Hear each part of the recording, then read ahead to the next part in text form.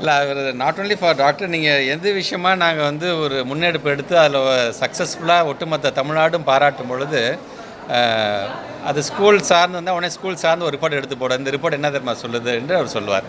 அடுத்த கல்லூரி சார்ந்து நாங்கள் வந்து கல்வி சிறந்த தமிழ்நாடு அப்படின்னு நாங்கள் கொண்டாடினோம்னா உடனே கல்வியில் பார்த்திங்கன்னா இது இங்கெல்லாம் பின்தங்கி இருக்கு என்று அவர் சொல்லுவார்.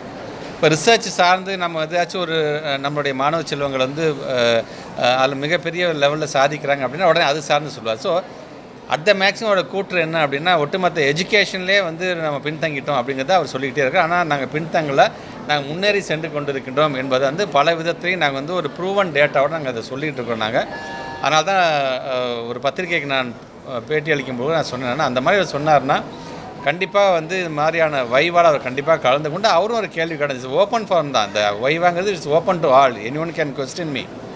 அன்பில் மகேஷனுக்காக மட்டும் சொல்ல, எங்களுடைய மாணவ செல்வங்கள் யார் வைவால் கலந்துக்கிட்டாலும் கவர்னர் அவர்களே நீங்களும் அதை கலந்து கொண்டு நீங்களும் கேள்வியை கேளுங்க. நீங்கள் கேட்குற கேள்விக்கு முறையாக எங்கள் பிள்ளைங்க எப்படி பதில் சொல்லுது, எங்களுடைய இளைய சமுதாயம் எப்படி பதில் சொல்லுதுன்னு நீங்கள் பார்த்தாலே ஸ்கூல்லேருந்து கல்லூரி லெவல் வரைக்கும் எங்களுடைய சிஸ்டத்தை நாங்கள் எப்படி கொண்டு போயிருக்கோம் என்பது உங்களுக்கு தெரியும் என்பதை தான் நான் சொல்கிறேன்.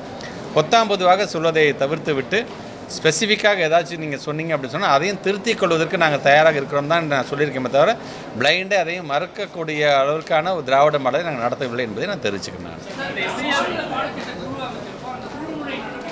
24 வெரி ஃபஸ்ட் டைம் நாங்கள் வந்து அந்த குழுவை சார்ந்திருக்கின்ற 13 மெம்பர்ஸோடு நாங்கள் வந்து ஒரு ஹை லெவல் கமிட்டி மீட்டிங் வச்சுருக்கோம். அந்த கமிட்டியில் நிறைய விஷயங்கள் நாங்கள் வந்து பேசுகிறதாக ஏற்கனவே எஸ்சிபி சார்ந்த ஒரு டிஸ்கஷன். நம்மளுக்கே எத்தனை விளையாட்டுத்துறையிலேருந்து எல்லா விதமானவர்களும் சேர்ந்து உள்ளடக்கிய ஒரு குழுவாகத்தான் அதை நாங்கள் உருவாக்கியிருக்கிறோம்.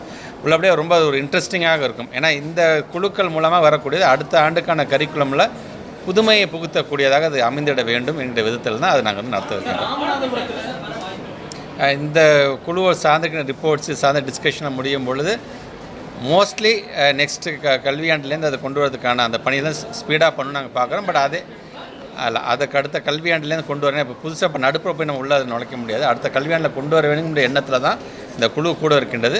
அந்த குழு கூட்டத்துக்கு பிறகு அது எந்த கல்வியாண்டிலேருந்து முறையாக அது அமுல்படுத்தப்படும் என்பதை அப்போ நாங்கள் முடிவு செய்வோம்.